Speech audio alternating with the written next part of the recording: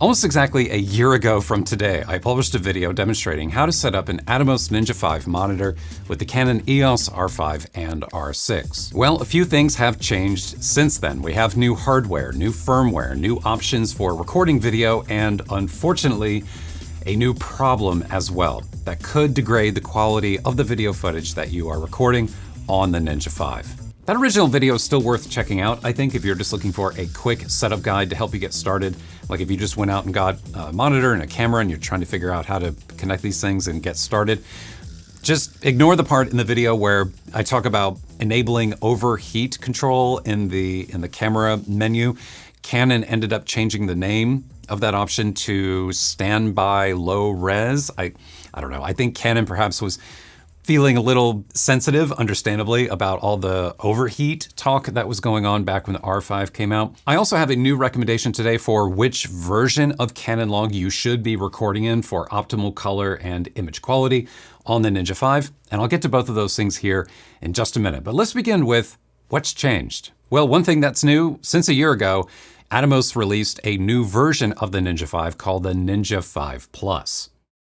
Now, the Ninja V Plus is essentially the same monitor as the Ninja V that I have here, but with added support for recording 8K ProRes RAW video up to 30 frames per second, as well as support for 4K 120. Rather conveniently, at around the same time, Canon released a firmware update for the EOS R5 that added support for 8K RAW video out via HDMI. That Canon firmware update, however, did not include support for external 4K 120. So unfortunately, you're not going to be able to use that new feature on the Ninja V Plus. 4K 120 is the kind of thing you can only record internally on the camera. And by the way, just to clarify, when Atomos is talking about supporting 8K ProRes RAW on the Ninja V Plus, they mean RAW. They're talking about 8K RAW. Unfortunately, you cannot record, at least at the time of this video, just 8K all-I, 8K IPB, any kind of just normal, compressed ProRes 8K video. It has to be a RAW video. But here's something interesting you may not know. If you own the original Ninja V monitor like I do,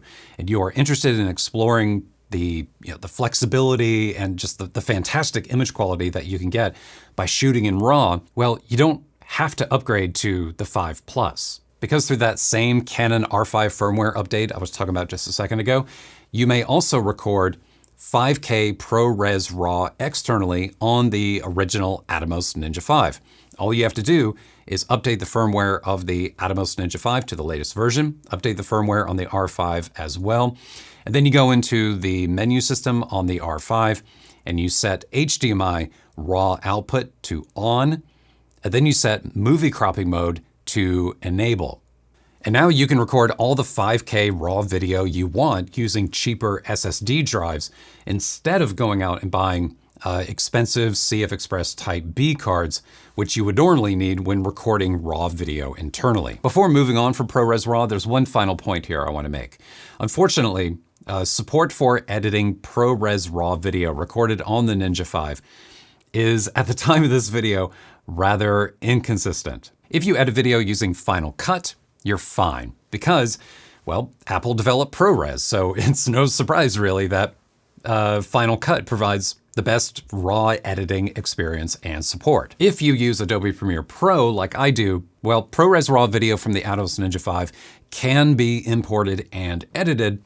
Unfortunately, you just don't have anywhere near as many RAW editable options as you would if you were using Final Cut. Premiere Pro allows you to adjust exposure and transform that RAW footage to Rec 709, and that's pretty much it. Now, you can, of course, still color grade that footage using the Lumetri color panel and all that stuff. It's just that Premiere does not provide the same non-destructive RAW editable options that Final Cut has. If you edit using DaVinci Resolve, unfortunately, as you may know, ProRes RAW is not supported. So that ProRes RAW video from the Ninja V or the 5 Plus will have to be transcoded into a different format before it may be edited, which is kind of a shame because DaVinci Resolve is a very popular piece of software. You may use it to color grade your footage with. So right now, I mean, this whole ProRes RAW thing and being able to record video, raw video externally using the R5 and a monitor like the Ninja V or the Ninja V Plus is cool and it's exciting and all that, but you know, how practical it is for you and your workflow is kind of hard to say. If you are a Final Cut user, you're probably going to be more excited about it than other people, but hopefully that will be changing down the road. Okay, so in addition to the new Ninja 5 Plus and support for external RAW recording from the R5, another change from my last video, a pretty big change, was the addition of C-Log 3 and the Cinema Gamut color space on both the EOS R5 and the R6. Now, I've talked about this on my channel before, but C-Log 3 is just generally considered to be a superior version of Canon Log. It is better than the older C-Log that shipped with both the R5 and the R6 originally. Back when I made that video last time, C-Log was the only option on the camera. And C-Log 3 is generally considered to be better because it helps retain more highlight detail, and the Cinema Gamut color space is also a larger color space. It allows you to capture video with more color, essentially. Now, in my experience, recording video internally using C-Log 3 Cinema Gamut on both the R5 and the R6 is fantastic. Like, the footage looks great. However, there is a problem when recording that same video externally to both the Atomos Ninja 5 and the Ninja 5 Plus. And this is the important setting that I was talking about just a few minutes ago. So if there is one thing you take away from this video, make it this. Now, as demonstrated in my previous video, BT709, also known as Rec 709, I mean, it looks pretty much identical. There's very little difference between internal and external. BT2020 is just a touch brighter and warmer on the Ninja 5 with the Ninja 5 ProRes footage, but otherwise, I mean, it's more or less the same. Cinema Gamut, however, well, they don't look anything alike.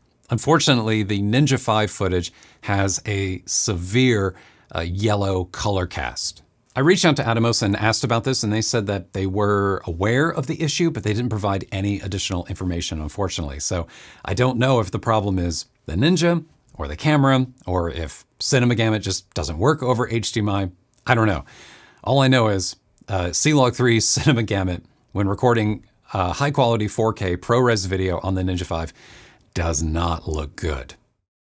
Main takeaway here, avoid using C-Log 3 Cinema Gamut when recording high quality video externally from either the R5 or the R6 to the Ninja 5 or the Ninja 5 Plus. Instead, what I would recommend using is C-Log 3 BT2020, because I think the colors, they look nicer, they're richer, and you are then capturing additional color information similar to the advantages that Cinema Gamut provides. It's just not as wide. And I think it looks nicer personally than recording directly to Rec 709. So my opinion, C-Log 3 BT2020 on the Ninja 5 looks great. If you didn't know about this already and you recorded some video on the Ninja 5 or the 5 Plus using C-Log 3 Cinema Gamut, perhaps you landed on this video of mine because you're freaking out trying to figure out what to do about it. Well, fortunately, there is a really quick and easy fix. It's not perfect, but it works pretty well. And that is to apply Canon's BT2020 to BT709 LUT. It doesn't fix the yellow color cast perfectly, but it does help. And I think it gives you a better baseline to begin your color grade from. Okay, so another big change from a year ago from the last video I made was the recent release of the Canon R5C. Now, if you follow Canon related news, you're probably well aware of this camera by now. It's basically a souped up, EOS R5 with a redesigned body, new video capabilities, unlimited video recording, no 30-minute record time limit. In other words, no overheating either because it has a vent and it has a fan on it. And the camera has borrowed the operating system from Canon's cinema camera lineup, which means that now you have support for proper waveforms and false color in order to be monitoring your exposure levels, which for some Canon users could mean an Atomos Ninja 5 monitor is no longer necessary. Because with the R5C, you can just record as much video as you want internally for as long as you want, unlike the older R5, which shuts off after 30 minutes if it doesn't overheat before then. But one of the things that has so far kept me from feeling the need to upgrade from the older R5 here to the newer R5C, and I don't know, I may end up getting an R5C at some point because it is a very tempting camera. But one of the things, or rather one of the reasons why I don't feel like the R5C necessarily replaces this setup here is the simple fact that an external monitor for recording video is so much nicer than using the screen on the back of the display. I don't know, people may have different opinions on this, but for me personally, when recording video, photography is different, but when recording video, I love having an external monitor because it gives you a bigger screen to be dialing in your composition with. It also gives you a bigger display to be looking at waveforms, to be looking at false color. Whereas, you know, I mean, it's great that the R5C has those new exposure tools, but then again, you have to look at them on that little screen on the back of the camera. And having an external monitor is just so much nicer. So it wouldn't surprise me at all if many people upgrading to the R5C would continue using external monitors like the Atomos Ninja, not just because the screen is larger, but also because the media is cheaper, because these SSD drives are still much cheaper than having to go out and buy a bunch of expensive CF Express Type B cards when recording video internally to the camera. So that's about it. If you don't already own an Atomos Ninja 5 or a 5 Plus and you're thinking about buying one, I have provided links below in the description you may use in order to check the current price.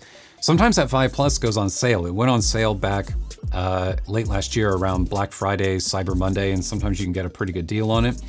Also, if you need a cable, a micro HDMI cable, to connect the R5 or the R6 to the Ninja 5, I have provided a link below also in the description to the cable that I use. For me, it works perfectly fine at all resolutions and frame rates, even when recording ProRes RAW on the monitor, not having any problems at all. So, and I think it's a good short cable, very tidy. I like the length of it.